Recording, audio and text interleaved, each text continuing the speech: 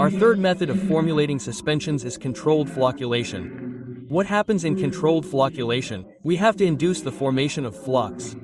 Okay, now, what are flocs? To understand this, we need to understand the diagram. Look, this is our suspension, okay? So, one particle within the suspension forms a loosely aggregated bond with another particle. Okay? Similarly, another particle forms a bond with the particle around it.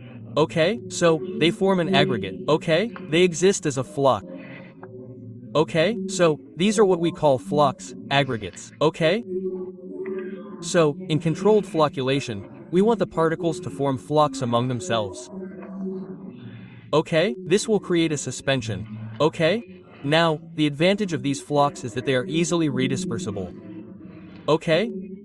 Even if they accumulate at the bottom, you can easily redisperse them. Okay? Secondly, they don't form a hard cake, like in deflocculant-related solutions. Okay?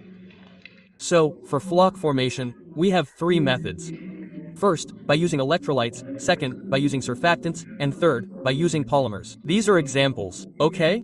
Our electrolyte is potassium phosphate, the surfactant is sodium lauryl sulfate, and the polymer is gelatin. Okay, now, let's see how our electrolytes work. Electrolytes reduce our zeta potential and cause bridge formation. Okay, now, what is this zeta potential? To understand zeta potential, consider a particle.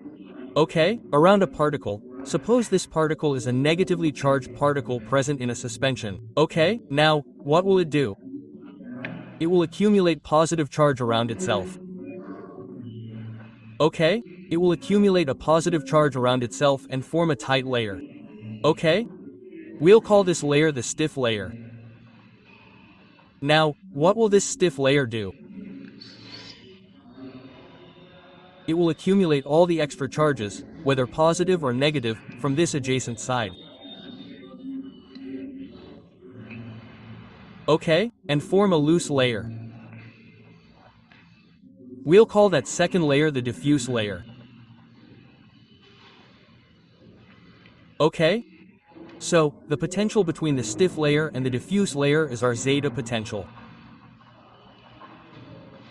Okay? If the zeta potential increases, the particles will not form flux, and if it decreases, the particles will be able to form flux. Okay? So, what do our electrolytes do? Electrolytes work to reduce our theta potential and form bridges. Okay? So, if I say I have a particle here, okay? This is a positively charged particle, and another particle here, which is also a positively charged particle. Okay? So, what will the electrolytes do? There will be repulsion between these two particles. Okay? But what will the electrolytes do? The electrolytes will act as an attracting middle particle between them, okay? This will create an attractive force between them, okay? Suppose I have an electrolyte here, okay? Potassium phosphate. Now, what does potassium phosphate do? It gives this positively charged particle a negative charge, okay? Around it, what will it do? It will try to attract all the other particles. Okay? It will try to attract all the other positively charged particles. Okay? This way, a floc will form. Okay? So this is the mechanism by which we can form flocs through electrolytes.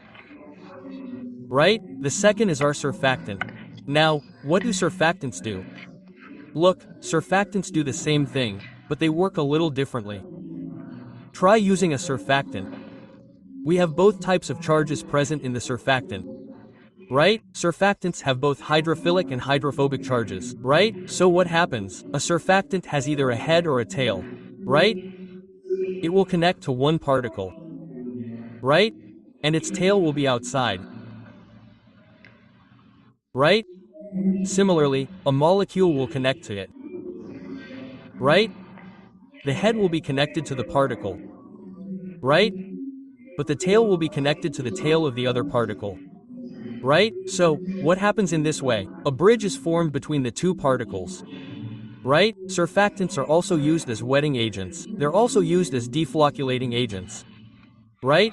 Similarly, we have third-party polymers like gelatin. Now, gelatin also has long tails. They work in a similar way. Suppose one particle is present here, another particle is present here. So, gelatin also works in a similar way. What happens in gelatin? These also have long tails, right? These interact with each other, right? And cause bridges to form between the particles, right? So you can see that in both places, bridges have formed in the surfactant and gelatin, right? A bridge has formed from one particle to another, right? So, this is how these three work for us, right? So, what types of suspensions can we create through controlled flocculation? We can only create flocculated suspensions through these, right? Only flocculated. Why? Because we can only achieve floc formation here, right? Another method for formulating